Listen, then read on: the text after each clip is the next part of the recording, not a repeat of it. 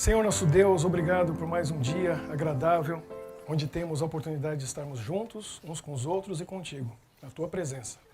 Abençoa-nos ao abrirmos a Tua palavra, ao conversarmos sobre assuntos tão relevantes e importantes para a nossa vida. Em nome de Jesus, nos dê a Tua presença em nosso coração e mente. Amém. Então, esse mês nós estamos numa série de um assunto muito importante. Talvez o que a gente tem de mais importante nesse mundo são os relacionamentos. Deus criou a gente para se relacionar.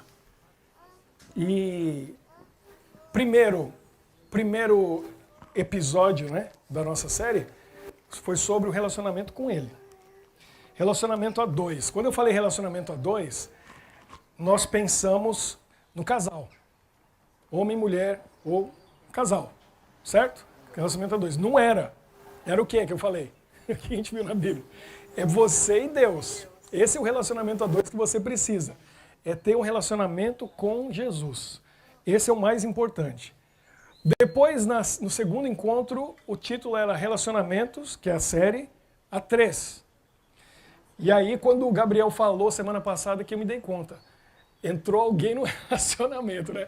Relacionamento a três, ou é um relacionamento aberto, ou é alguém que está crescendo alguma coisa na testa, né? Relacionamento a três. Também não era, não é? Era o relacionamento do casal. E quem que é terceiro cordão da corda entrelaçada? Jesus. Jesus tem que estar junto com o casal, porque senão já está fadado ao fracasso. Qualquer relacionamento sem Jesus vai fracassar, porque não tem jeito. Duas pessoas muito diferentes, cada um com uma cultura diferente, educação diferente, juntos dois para morar na mesma casa, dividir tudo. E eu vou te falar, que coisa terrível, né? Você divide o quarto, divide a cama. Para alguns, o que é muito difícil, divide o banheiro. Eu lembro que eu e a Michelle, a gente morou em casas, apartamentos, que o banheiro nosso era uma pia só. Aí a gente mudou para uma casa que é assim, a minha pia, a pia dela. A hora que a gente chegou lá, que ela olhou, ela fez assim. E ela estava certa? Porque tem semana que chega no fim da semana, ela para, faz bem assim, olha para o espelho dela, a pia dela, olha para o meu espelho, para a minha pia. Eu não sei o que acontece. O meu espelho está lá assim, ó, tudo sujo. Tem alguma coisa que acontece com o meu espelho. Ele tem um imã que atrai as coisas, não sei. Mas quem limpa sou eu. É bom que o dela é mais limpinho, que aí me dá menos trabalho. Mas eu que acabo limpando mesmo. E aquela coisa da pasta de dente, ela tem que ter a pasta dela, é a minha, porque dá confusão isso aí, vocês já viram, né?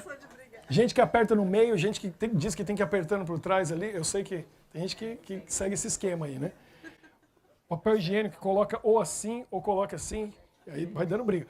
Divide a geladeira, outro lugar que dá problema, né? Na cozinha. Tem que dividir tudo, divide as contas. O casal... Mas uma coisa a gente conversou e eu quero relembrar, mas eu quero contar para vocês algo que tocou meu coração. Porque o amor, a palavra de Deus diz, 1 João 4:8, diz que aquele que não... Como que é? Não ama, não conhece a Deus. Porque Deus é amor. Deus é amor. Então, eu acho interessante isso, que ele não diz que ele ama ou ele tem amor, ele é amor. A natureza dele é amor. E o amor não é um sentimento, não é uma emoção. O amor é uma escolha. Você escolhe amar. É uma decisão que você toma. E quando você decide de verdade amar alguém, não interessa o que vai acontecer, o que essa pessoa vai fazer ou deixar de fazer.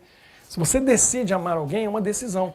Então, uma história que me tocou muito o coração foi quando os soldados que foram para a Guerra do Vietnã, na Segunda Guerra Mundial também aconteceu isso, mas soldados americanos que foram para a Guerra do Vietnã, alguns deles, muito jovens, estavam solteiros, e o costume americano era o seguinte, eles se casavam uma semana, 2, 3, antes de ir embora, para poder ir casado, para ter uma esposa, para se corresponder, para ter motivação para voltar vivo.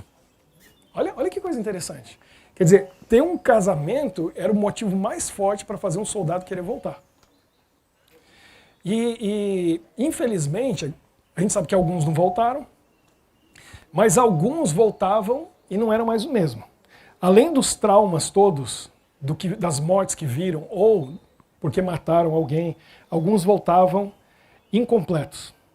Às vezes voltava cego, às vezes voltava faltando um membro, um braço, uma perna. Alguns voltavam queimados. Então não era a mesma pessoa que foi. E um desses soldados, a história dele foi o seguinte: ele estava num rio no Vietnã, dentro de um barco, e os vietnamitas estavam na margem do rio e eles apareceram ali, começaram a atirar e foi jogando bombas e granadas e tiros. E ele pegou uma granada, estava no barco, e ele foi jogar. E no momento que ele atirou, era uma granada incendiária. Uma bala, um projétil, né? Bala é que a gente chupa, né? Um projétil acertou o braço dele. E a mão dele não soltou a granada. E a granada explodiu em cima dele. E aí era um elemento químico, começou a queimar ele todo e ele se jogou no rio. Mas ele, mesmo assim, é um negócio que queima dentro d'água. E ele tomou um banho daquilo e queimou o corpo todo dele. Ele ficou desfigurado. Sobreviveu. E aí ele foi enviado de volta. Quando ele chegou nos Estados Unidos, ele estava na enfermaria, no hospital. E junto com ele, naqueles quartos enormes assim, cada cama tinha alguém com um problema. Um faltando um braço, outro faltando uma perna, o outro paraplégico, não ia andar mais, o outro isso, aquilo. E aí eles viam os companheiros ali recebendo visita. E ele viu coisas terríveis. Ele viu um que estava numa outra cama, que ele não tinha as duas pernas, ele tinha perdido as duas pernas. E ele estava esperando a visita da esposa. A esposa chegou, parou na frente da cama, olhou para ele, viu ele sem as duas pernas, e ela só disse assim para ele: não foi com você que eu me casei. Ou seja, era outro, né? Que tinha pernas. Ela fez assim, ó. Ela tirou a aliança e jogou em cima dele. E a aliança caiu assim. Bom. 3 dias depois, morreu. Não morreu por causa do ferimento, por causa das pernas. Morreu de tristeza, de desgosto, porque a esposa abandonou. Ele estava esperando a esposa dele. E aí o que ele estava pensando? Todo queimado, todo desfigurado. Passaram alguns dias e ela chegou. Quando ela chegou, ele já estava pronto, esperando que ela fizesse a mesma coisa. Que ela tirasse a aliança, jogasse nele e dissesse para ele: ó, acabou tudo aqui. Ela entrou, olhou para ele, achou um lugar no rosto dele que não estava queimado, ela se abaixou e deu um beijo ali. Aí ele já ficou assim, falou: peraí, o que está acontecendo? Aí ele falou: olha, se você quiser me deixar, eu entendo. Porque eu sou outro agora. Eu estou todo queimado, todo desfigurado, estou vivo, mas ela olhou para ele em silêncio, e aí pensou um pouco, e aí ela disse: sabe o quê? Quando eu casei com você, você nem era tão bonito mesmo. Já pensou? E aí, essa mulher era uma mulher que ela tomou uma decisão de amar. Não importa o que aconteça. A gente não faz um voto na hora do casamento? Na riqueza, na pobreza, na tristeza, na alegria, na saúde, na doença. Pois é, na guerra, na paz. E ela ficou com ele. E ele sobreviveu, ele não morreu, e ele seguiu em universidades, em escolas, em igrejas, dando palestras, contando a história dele. E mostrando como que o amor é que deu motivação para ele lutar, permanecer vivo, e apesar de tudo que aconteceu, ele tem uma vida normal, filhos, uma família, né? E filhos normais, bonitos, né? Que olham para o pai e têm orgulho do pai, pelo que ele passou. O amor é uma decisão, é uma escolha. E essa decisão tem que ser renovada todo dia, porque não é fácil. Quem é casado há alguns anos, ou há muitos anos, sabe que não é fácil. Não é fácil. Agora, o casamento é o plano de Deus. É o plano de Deus para moldar a gente, para mudar a gente. E eu já falei isso, alguns talvez se lembrem. Eu, até o dia que eu me casei, eu tinha 33 anos de idade quando eu me casei, né? A minha esposa diz isso. Com 33, Jesus foi para a cruz. Com 33, eu fui para outra cruz, chamada Michele. Até aquele dia, eu achava que eu era perfeito. Eu achava que era perfeito. Porque eu não brigava comigo mesmo, eu morava sozinho. Aí eu dormia a hora que eu queria, eu levantava a hora que eu queria, eu comia o que eu queria, eu ia onde eu queria. E eu nunca discuti comigo. Eu me dou muito bem comigo. Concordo comigo. Eu falo assim, tô com um plano assim. Aí eu falo pra mim mesmo, cara, esse plano é muito bom. Vamos fazer. E aí acontece. Era perfeito. Aí eu caso com ela, primeira semana descobri que não sou perfeito. Foi descobrindo. Era uma coisa colocar um espelho na minha frente. Né? E aí eu comecei a ver todos os defeitos que eu não via. Esse é o casamento. Comecei a ver os defeitos. E eu estava pensando isso de pôr o espelho na frente da gente. Olha que coisa interessante, né? Você olha para uma pessoa, se apaixona por ela, gosta dela, e você olha para aquele rosto, que se tudo der certo, você vai olhar para aquele rosto pro resto da vida, né? Mas a eternidade. E aquele é o rosto do amor. Porque por mais vaidosa que a pessoa seja, não sei, Valéria, se você é vaidosa, você lida com gente vaidosa, né? Seu trabalho... Mas ninguém fica andando com o espelho assim, né? Olhando para si, não é? A gente passa a maior parte da vida olhando para o rosto das pessoas que a gente ama. Qual é o rosto que você mais vê? Seu próprio. Qual que é o rosto que você mais vê em casa? Se a gente não fica o tempo todo olhando no espelho, você está olhando para o rosto do esposo, da esposa, dos filhos. Esses são os rostos que estão ao seu redor que você mais vê. É o rosto do amor. É isso aí. O rosto do gringo. O gringo falou que... Elisa? Esse rosto aí? Escolheu bem? Acho que foi uma boa escolha, hein? Vocês são uma família assim que... Né? Mas esse é o rosto. Que você escolheu bem o rosto, hein? Que rosto... Ó, esse rosto é muito bonito, né? Mas tem dia que fica feio. Ah, olha, na hora da briga... É bom gostar do rosto, porque se for uma pessoa muito feia, eu pensava isso quando era novo. Tá tudo bem, tá beleza. O dia que briga, se é uma pessoa bonita, você fala assim, mas acho que eu vou dar uma segunda chance. Olha só, né? Tem esse rostinho angelical. Mas se não tiver, você já fala assim, é um bom momento para se livrar. Mas é o rosto do amor, você olha para aquele rosto. Todo dia tá ali olhando. E o casamento vai fazendo isso, vai quebrando o egoísmo. Como eu disse, divide a cama, divide as contas, divide o banheiro, divide a geladeira, você compartilha tudo. Aí quando você acostuma, porque tem gente que vai muito rápido e tem gente que demora. Como eu e a Michelle demoramos 11 anos. Estava muito bom. Aí o plano de Deus vai se concretizar no relacionamento a 4. Porque o 2 já tem que ter, você e Deus. 3 é o casal e Jesus junto. 4 é quando vem o outro elemento, que entra para bagunçar tudo. E aí quando entra esse elemento, uma menina, um menino, aí a gente descobre o que é deixar o egoísmo de lado. Porque se no casamento tem que dividir tudo, quando chega filho, aí esquece, não é dividir, é doar tudo. Acabou, já era, aí é tudo, é o tempo, os planos, acabou o seu tempo, sua vontade própria, é tudo que o filho, a filha precisa, é com eles. E aí o salário, os cálculos já são tudo baseado nas necessidades da criança. Vai tudo para lá. E eu não sei como que esse povo fazia antigamente com mais de 10 filhos. Porque hoje a gente sofre aqui com 1, 2, 3. Tem 4 pessoas que eu falo, é doido. Esse aí bateu a cabeça em algum lugar. E é tudo para eles. É para tirar o egoísmo da gente mesmo. Porque tudo eles em primeiro lugar.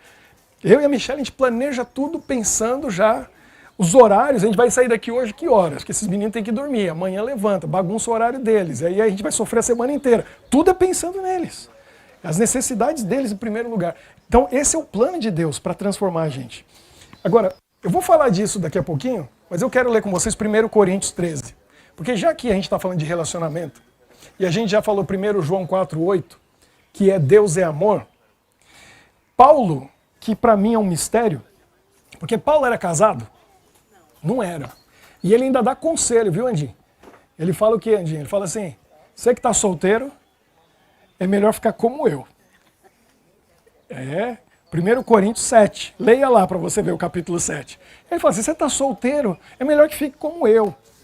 Mas é melhor também casar do que viver abrasado. Ele fala, se você também estiver subindo parede, é melhor casar, senão você vai fazer besteira. Então ele que era sozinho, olha esse capítulo que é um dos mais lindos na Bíblia, o capítulo 13 de 1 Coríntios. É ou não é? Tem tantas músicas feitas por aí, poesias, tanta gente que baseia aqui. A melhor definição de amor que a gente encontra, talvez no mundo, é o que Paulo escreveu em 1 Coríntios 13. Porque ele vai dando exemplos, ele vai na forma prática e ele começa. Eu passo a mostrar-vos ainda um caminho sobremodo excelente. Que está antes do capítulo 13, alguém marcou errado. Quem colocou a numeração. Ainda que eu falasse a língua dos homens e dos anjos, se não tiver amor, serei como bronze que soa, como símbolo que retine. Ou seja, o amor é tudo. E sem amor, todo o resto não vale nada. Ainda que eu tenha o dom de profetizar, conheça todos os mistérios e toda a ciência, ainda que eu tenha tamanha fé a ponto de transportar montes, se não tiver amor, nada serei. Não vale nada. Pode ter uma vida espiritual forte, cheia de fé, cheia de milagres. Se não tiver amor, vale alguma coisa? Não vale nada. Quer dizer, pense bem, os maiores atos de bondade, se não for com a intenção correta, não tem valor. Se for desprovido de amor, não vale nada. A gente tem que fazer as coisas boas, mas o motivo por trás é muito importante. Eu não sei como é em outros países, mas lá no meu país, tem muita gente que em certa época do ano vai na favela e dá comida, cesta de alimento, roupa, dinheiro, e depois dá um papelzinho assim, com às vezes uma foto, um nome e um número. Porque 15 de novembro você lembra dessa foto, desse nome, desse número. Quer dizer, está fazendo coisa boa, qual é a intenção? Não tem amor, tem interesse, que é o voto. Então o motivo é importante, é isso que Paulo está dizendo. E ainda que eu distribua todos os meus bens entre os pobres. Olha aí. Mesmo que eu dê tudo para os pobres. E ainda que eu entregue o meu corpo, meu próprio corpo, para ser queimado. Se eu não tiver amor, nada disso me aproveitará. Não adianta nada. Você pode fazer o maior sacrifício. Se não tiver amor, não vale nada. O que ele está querendo dizer com isso? Aí ele começa a descrever como é o amor. E aí tem uma coisa que é importante. Porque em outro lugar, a gente vê o fruto do Espírito. Isso tem confusão na tradução. Porque lembra que no original não tem, no grego não tinha vírgula, dois pontos, ponto e vírgula, exclamação, não tinha. Então na hora do tradutor fazer a tradução, fica confuso. Porque fala do fruto do amor, o fruto do Espírito.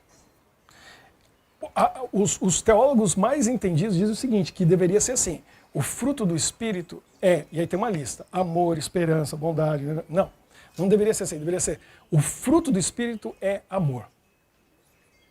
2 pontos. O que tem nesse fruto do Espírito que é amor? Porque não é frutos, não está dizendo frutos. Não é amor é um fruto, é só um. Não é amor é um, a esperança é outra, a bondade é outra, a misericórdia é outra, a paciência, a perseverança. Não. É um fruto só e ele tem características. Então você tem o fruto do Espírito, então você tem amor, que é Deus. E aí as características são essas. E aqui Paulo está dizendo que o que é o amor? Quais são as características do amor? O amor é paciente. Pronto, para mim, já caí aqui. Porque lá em casa, tem um menino lá, que haja paciência. E eu perco a paciência, não é todo dia, mas de vez em quando ela vai embora. Eu não sei para onde vai a paciência. E a Michelle, que é paciente também, vou falar, às vezes ela perde a paciência, porque é um desafio. Mas amor é paciência. Olha só, paciência, ele é benigno, bondade. O amor não arde em ciúmes. Tem gente que tem problema aqui nessa área. Tem ou não tem? Tem. Pois é, o amor não tem ciúmes. O amor não tem ciúmes. Agora a gente tem que entender o que é esse ciúmes. Né? Porque a Bíblia também fala que Deus tem ciúmes de nós. Meu povo, que eu amo, como a noiva, é minha noiva, ele é o noivo. Então a gente tem que saber o limite das coisas. Né? Porque, por exemplo, a gente pega palavras, várias palavras aí, a gente usa só negativamente. Por exemplo, orgulho. Mas tem orgulho que é bom. Tem algum problema os pais terem orgulho do filho? Um filho que está tendo sucesso, está sendo obediente, seguindo bem na vida. Eu tenho orgulho do meu filho. Esse é um orgulho pecaminoso? Não. Orgulho, quando a gente tem um orgulho próprio, tem algumas situações que o orgulho é. Né? Eu já falei sobre a culpa. Culpa nem sempre é uma coisa negativa. Tem culpa que eu gosto, que eu quero ter. E a culpa que eu mais quero ter é de chegar no reino de Deus e ver algumas pessoas lá e elas chegarem para mim e falar assim, sabe que eu tô aqui, culpa sua? Aí eu quero dizer assim, essa culpa eu quero levar pela eternidade. Eu quero levar essa culpa. Guto, é ou não é? Essa culpa não é boa? Alguém olhar para você e falar assim, ó, você me ajudou a chegar aqui no reino de Deus. Culpa sua, você vai falar, sou culpado. Eu deixei Deus me usar. Que bom essa culpa. Então tem palavras que são boas. Agora, ciúmes, tem um ciúmes que é normal. A gente tem que ter, que isso quer dizer que você se importa. De cuidado. Mas tem gente que tem uma coisa que é doente. E aí, geralmente tem algum problema por trás. E isso revela muito sobre a pessoa. Eu aprendi isso muito cedo. Eu era adolescente, 16, 17 anos de idade. E tinha uma moça na igreja que eu gostava muito dela, chama Patrícia. E eu queria namorar com ela. Os amigos e tal, grupo de amigos, mas o pai dela era um pai ciumento. Muito, mas muito. Ela só podia ir para a igreja, para a escola e para a casa da avó. Ela não podia ir em mais lugar, em nenhum lugar. Se fosse, tinha que ter autorização dele e o irmão mais velho tinha que acompanhar. E aí eu vi aquela situação e eu falei, como que eu vou conversar com ela? Como que eu vou em algum lugar? Quer dizer, nosso contexto é só na igreja. Porque eu não estudava na mesma escola que ela. E eu também não frequentava a casa da avó dela. Então, como que a gente faz? Aí um amigo nosso, chamado Alexandre, falou assim para mim, meu pai é o melhor amigo do pai dela. E eles cresceram juntos. E eles aprontaram muito na adolescência e na juventude. E é por isso que o pai dela é assim. Que ele tem medo que apareça alguém que vai fazer as coisas que ele fazia. Aí eu falei, tô começando a entender. Aí, não deu certo, a gente namorou, não deu certo, aí a gente mudou de São Paulo para o Paraná e tal. Aí mais pra frente eu encontrei uma outra moça que foi a mesma coisa. Aí eu já estava com, quantos anos eu tinha naquela época? 24, 23 anos de idade. E aí eu encontrei uma moça, a mesma coisa, o pai não podia, ela só podia, uma vez a gente foi conversar no shopping, todos os primos e a tia junto. Todo mundo acompanhando assim, aí eu podia conversar. E aí na volta, a gente estava indo no carro e estava a tia dela e estavam os primos dela. E o primo dela é meu amigo, Marcos. E eu falei isso. Eu falei assim, o pai da Nívia é muito ciumento, né? Aí eu peguei e soltei uma. Olha só, o que eu falei? Não devia ter falado. Mas eu estava indignado com a situação e eu falei assim, ou ele aprontou muito ou ele apronta. Porque isso não é normal. O Marcos ficou meu inimigo. Depois que ele falou, ele ficou com raiva de mim. Quem que o Ricardo pensa que ia falar isso do meu tio? Que é isso? Não sabe. O que ele está falando? Mas era de ciumento. Estou falando para vocês. 3 meses depois, o Marcos veio falar comigo. Falou, cara, quero te pedir desculpa. Eu fiquei com raiva de você. Eu achei que era injusto o que você estava falando. Mas a gente acabou de descobrir que meu tio tem 2 famílias. Não falha, não falha, porque a gente mede com a nossa régua. A gente trata as pessoas com o ponto de vista do nosso mundo. Ele não era de confiança, então ele não confia em ninguém. A pessoa que é de confiança, ela confia em todo mundo até que prove o contrário. Ela não tem motivo para desconfiar das pessoas, porque ela é de confiança. Agora, uma pessoa que é desonesta, ele acha que todo mundo é desonesto. Uma pessoa que mente, acha que todo mundo mente. Uma pessoa que trai, acha que todo mundo trai. É ou não é, psicóloga? Tem muito a ver. O comportamento das pessoas revela. E eu conheço um casal que o marido morre de ciúmes da esposa. O camarada não pode olhar para a mulher dele, deu uma flor, esse dia aconteceu isso, deu uma flor para ela, pronto, ficou indignado com o rapaz que deu flor. Tem idade para ser filho dela quase. Entendeu? Mas não, tem ciúmes. Quem que tem problema? Depois eu fiquei sabendo que ele anda tocando umas meninas de maneira inapropriada. E descobriram que ele tem problema. Sério. Então a pessoa tem motivo. Tem motivo, dá motivo. E aí ela julga os outros como... Então isso aí é uma coisa... Ciúmes não faz parte do amor. Olha, não se ufana, não se ensoberbece, não tem orgulho. Não se conduz inconvenientemente. Não tem procedimento. O amor verdadeiro não se conduz de maneira inconveniente. Não procura os seus interesses. Isso aí é o egoísmo. Não tem egoísmo no amor. Ele procura o interesse do outro primeiro. E é aí que você prova que ama. Quando você abre mão de coisas que são importantes para você, pensando no outro. O que mais? Não se exaspera, não se ressente do mal, não se alegra com a injustiça. Esse ponto é importante. A pessoa que ama, ela se alegra com a justiça. Ela vê injustiça, ela diz alguma coisa. Ela fica irada, é uma ira. O que mais? Não, mas regozija-se na verdade. Agora vem o final dessa parte, né? Tudo sofre, tudo crê, tudo espera, tudo suporta, o amor jamais acaba. Imagina, amar desse jeito, eu coloquei no meu livro, o Gabriel falou que eu sou escritor, no meu livro está lá assim, amar desse jeito é pedir para sofrer. É ou não é? Amar desse jeito é pedir para sofrer. Jesus sofreu? Sofreu muito, Jesus? Por você e por mim? É porque ele amou desse jeito. Porque ele amou de verdade, com amor genuíno de Deus. E aí, por isso, ele sofreu. Nesse mundo, quem ama de verdade vai sofrer. Agora, vale a pena? Passar por essa vida sem amar de verdade faz sentido? Tem muita gente que está passando por essa vida, mas tem tanto orgulho, egoísmo e tanta coisa negativa que não vai descobrir nunca o que é o amor verdadeiro e não vai ter o privilégio de viver isso. Então, quem ama de verdade vai sofrer, mas também vai viver momentos intensos que os outros só vão ouvir falar, mas não vão saber o que é aquilo. Deixa eu voltar para o assunto de hoje para a gente concluir, que é o relacionamento a 4. Então, chegam os filhos. E aí se torna uma comunidade, porque até ali era um casal com Deus. Aí chegou o filho, seja 1, 2, 3, criou uma comunidade. E a família fica mais parecida com Deus, porque Deus não é sozinho. Lembra que a gente estava conversando? Deus não é um só. E também não é um casal. E a Trindade é uma comunidade de amor. Já é uma família. E aí a família, ela está mais dentro daquilo que reflete o amor de Deus.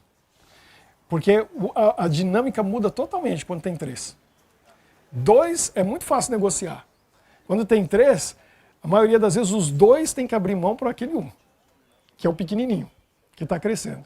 E os 2 têm que se unir e têm que trabalhar junto, em equipe. Porque como é difícil uma mãe sozinha criar um filho ou filhos? É ou não é? Todo mundo sabe, tanto é que o governo tem programa para ajudar. É ou não é? Tem dinheiro, tem recursos, tem creche, tem isso, tem aquilo. Porque uma mulher sozinha cuidando de um filho, e o tabu, né? Às vezes é a mulher que abandonou e é o pai sozinho. Aí esse aí tá mais difícil ainda. Esse aí tá complicado. É bom arranjar alguém logo. Porque é muito difícil uma pessoa sozinha cuidar de uma criança. Então, o plano de Deus é uma comunidade. A família é um time, é uma equipe trabalhando junto com os mesmos objetivos para ter bons resultados. Agora, deixa eu falar uma coisa para vocês. Não tem. Eu falei semana passada, uma pessoa solteira, tem algum problema em alguém ficar solteiro? Paulo falou que é uma bênção. Paulo falou que é uma bênção. Não tem problema nenhum ficar solteiro, mas não é o ideal. Não é o melhor. O melhor e o plano de Deus é que estejamos, não é bom que o homem esteja só. O casamento é o plano ideal, mas não tem problema nenhum ficar sozinho. Só que a sociedade cobra, não cobra? É assim, ó, tá sozinho, aí começa a namorar, aí você tem que arranjar alguém. Começa a namorar, o pessoal já começa, e aí, vocês vão casar quando? Aí casa, nem casou ainda, já estão cobrando o quê? Quando vocês vão ter filhos? Aí você tem o primeiro, você acha que para aí? Quando que vai dar um irmãozinho? É ou não é? E aí tem 2, e a gente está nessa fase. E o pessoal vem, vocês estão pensando num terceiro? É ou não é? É assim, sempre. Agora, filho único. Tem alguém aqui que é filho único? Levante a mão aí. Tem alguém que é filho único? Mariana. Tem mais alguém? Alessandra. É? Filha única? Muito bem. Tem mais alguém? Tem alguém que tem só um? Tem só um. Tem só um por enquanto. É? Ela está assim, se Deus quiser, vai ficar só no. Tem gente que é assim. Não tem problema ter um filho só. Não tem problema também não ter filho. Mas o ideal, o plano de Deus, é que a gente tenha filhos. E não tem problema ter um filho só, mas tem consequências. Tem consequências. Eu nunca tinha parado para pensar nisso, assim, tão sério. Até que eu conversei com uma moça, quando eu era bem jovem. E ela é filha única. E ela disse que na infância dela, ela fica pedindo pro pai e pra mãe, eu quero um irmãozinho, uma irmãzinha, eu quero um irmãozinho, uma irmãzinha. Mas a mãe dela não podia mais ter filhos. Saúde e tal. Resolveram não adotar e ela ficou sozinha. É até uma coisa, eu tenho uma prima que é filha única. E acontece o seguinte, fica meio egoísta, porque tudo é pra ela, né? Tudo é pra aquela criança. ela não aprende no crescimento natural a dividir. Porque lá em casa eu tenho 2 irmãos mais novos. E eu vou dizer uma coisa. Você tem irmãos, você vai ter que dividir. E dividir muito bem. Aí minha mãe, ela já fazia assim. Ela fazia um bolo de cenoura com cobertura de chocolate. E às vezes ela chegava com, eu era o mais velho, com uma espátula e falava assim, Ricardo, você corta. Às vezes ela colocava os copos assim e colocava o suco de uva, que era uma delícia. E eu tinha que colocar. Hoje eu entendo o que ela estava fazendo. Só que era o seguinte, cortava um pedaço de bolo, era perigoso os outros pegar a régua. Porque se tivesse 1 milímetro a mais, não podia. Tinha que ser igualzinho. E o copo? Vocês já viram esse sistema? Coloca o copo um do lado do outro e vai assim, ó. Aí tem que estar uma linha perfeita. Se tiver 1 milímetro a mais, tem que fazer de novo. E põe de novo até ficar igualzinho. Tá igualzinho, beleza. Esse é seu, esse é meu, esse é seu, tal. Pronto. Porque tem que dividir igual. E aí a gente vê os problemas entre irmãos. Dá problema ou não dá? Olha na Bíblia. Olha o José onde foi parar. Por causa de problema com os irmãos. Primeiro parou num poço, foi vendido, foi parar no Egito, ficou lá como escravo e tal, depois encontrou e Deus tinha um plano com tudo aquilo. Mas olha o relacionamento dos irmãos. Como que era? Olha o Davi com os irmãos mais velhos dele. E assim a gente vai vendo as histórias. Eu nem conto para vocês as coisas que aconteceram entre eu e meus irmãos. Porque eu fui proibido. Cadê a Michelle? Ela está lá longe. Não posso falar. A história mesmo eu não posso falar. Se pergunta particular eu conto. Mas meus irmãos sofreram na minha mão. Mas sofreram muito. Eu era o mais velho. E eu vou contar só 2 das que eu fiz. A pior eu não posso, eu já estou proibido. Mas eu já tinha descoberto o poder da eletricidade. Porque no meu tempo, no Brasil, as tomadas não tinha bloqueador, que igual tem aqui na Europa. E o dedinho da gente, quando é pequeno, cabe direitinho. Eu já tinha colocado o dedo lá. Aí meu irmão vem 3 anos mais novo. Então ele estava ali com 2 aninhos, já estava com 5. E eu falei para ele, Rodrigo, vem cá. Diguinho. Era Diguinho. Peguei o dedinho dele, põe aqui. Você sentiu o que eu já senti. Eu já tinha descoberto o poder da chama do fogão, né? Porque no Brasil não é elétrico, né? É no gás. Aquela chama azul, fui com o dedinho dele assim, ó, vem aqui. Essas são as histórias leves. Eu não posso contar as pesadas. Já estou proibido, porque senão o povo não volta mais. Eles falam, esse cara é doido. Foi assim, eu fui meio que torturando meus irmãos. Claro que tinha amor e tudo, mas relacionamento entre irmãos, a gente tem ciúmes, tem inveja, tem que aprender a dividir. E é ali que Deus vai trabalhando, com os pais e com a gente, na família, para a gente poder ser mais parecido com Jesus.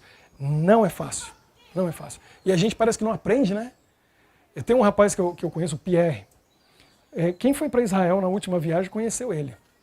E ele jurava, desde criança, que ele se casasse não ia ter filhos.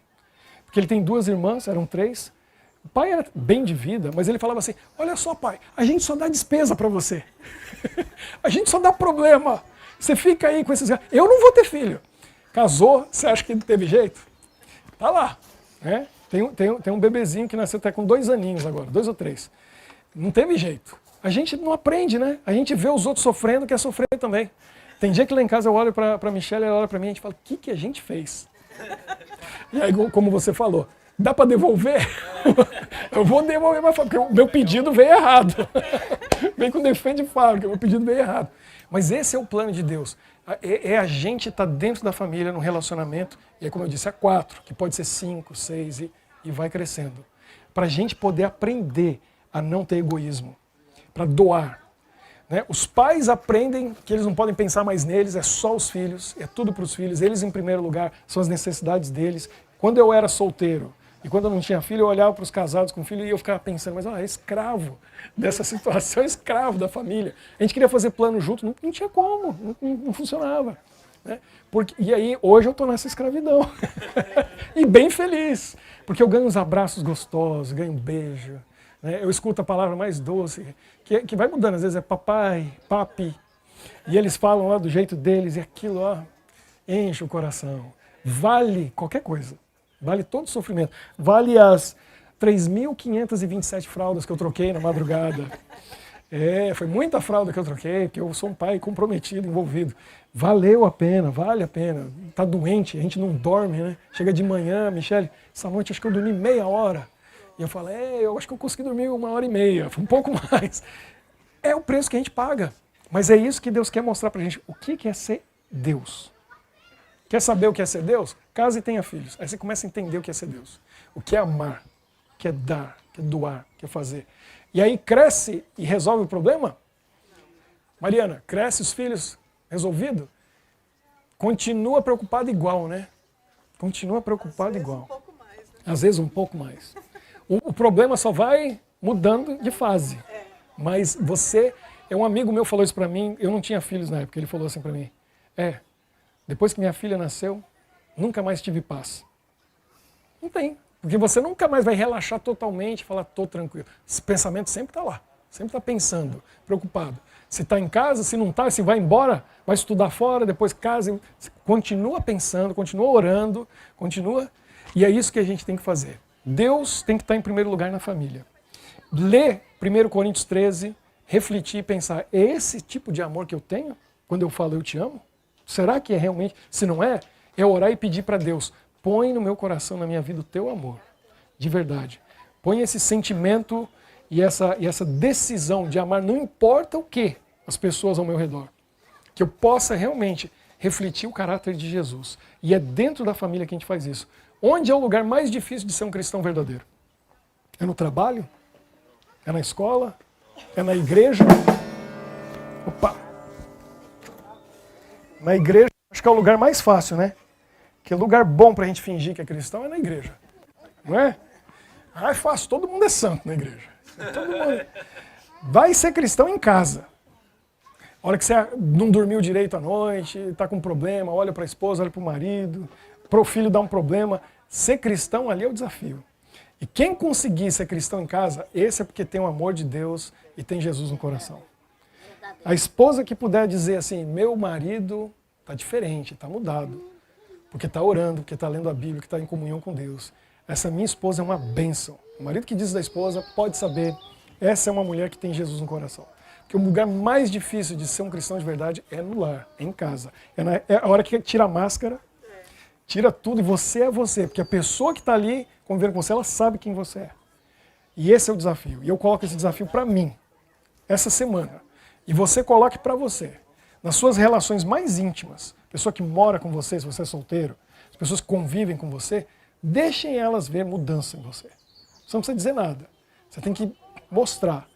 Deixa Jesus habitar no seu coração e busca. E diga, eu quero ser diferente, eu quero mostrar o seu amor. Nos momentos mais difíceis, eu quero a paciência.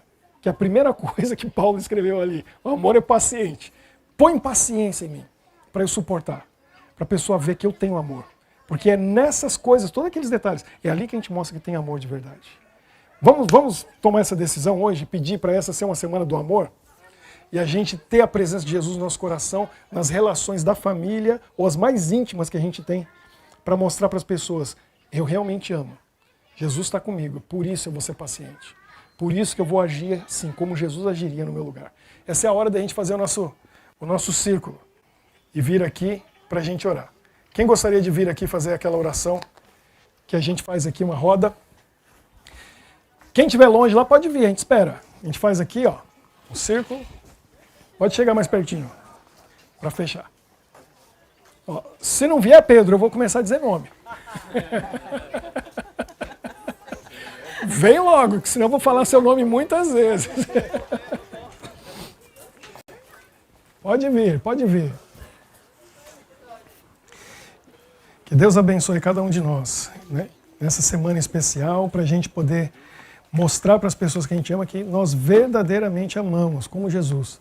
Isso é, no dia a dia, naqueles momentos difíceis, que a gente tenha paciência, demonstre misericórdia, bondade para a pessoa, no momento que a gente acha que ela nem merece. Que esse é o momento mais bonito para amar. É quando a pessoa não merece e mesmo assim você ama. Só quem está apaixonado consegue fazer isso, né? E é isso que a gente tem que estar, apaixonado por Jesus. Todo dia. Vamos fazer nossa oração?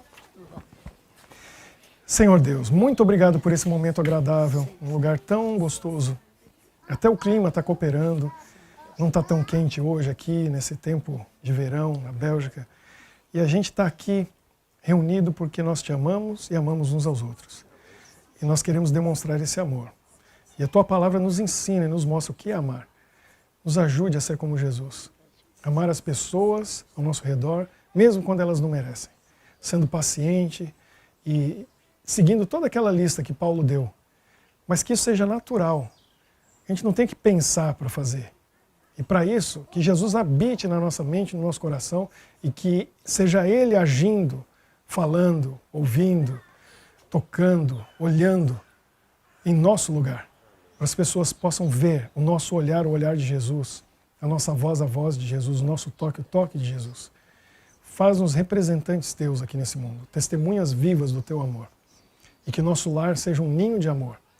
Que ali o teu Espírito, os teus anjos estejam presentes, eles tenham prazer de estar conosco em cada momento de relação íntima, na família, com os filhos, com os pais, uns com os outros.